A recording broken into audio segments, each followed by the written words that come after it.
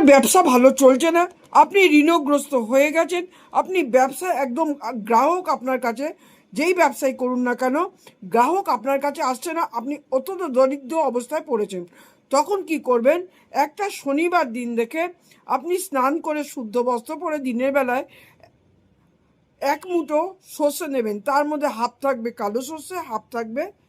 হলুদ সর্ষে, দুটো সর্ষে মিশিয়ে নিয়ে আপনি আপনার দোকান হোক, কারখানা হোক, গোডাউন হোক, যে কোনো জায়গা হোক, আপনি ওখানে যাবেন, গিয়ে ওই সর্ষেটা আপনি হাতের মধ্যে নিয়ে আপনি আপনার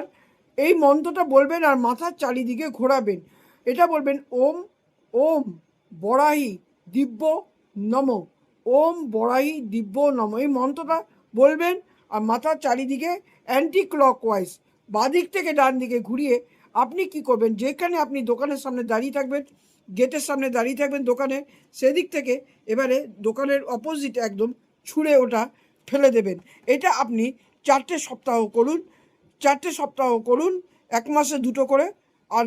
2 মাসে আপনি 2টো, 4টে হলো, 4টে সপ্তাহ করুন, আপনি দেখবেন আপনার আস্তে আস্তে সবই আস্তে আস্তে হয়, গ্রাহক আসা আরম্ভ হচ্ছে এবং আপনি যে ঋণগ্রস্ত হয়ে আছেন সেই ঋণ থেকে আপনি পরিশোধ করছেন আপনার ইনকামের মাধ্যমে। এটা করে যাবেন, এটা করলে আপনি অর্থ ইনকাম করতে পারবেন এবং ঋণ আপনার ধারে কাছে আর আসবে না, ঋণগ্রস্ত আর হবেন না।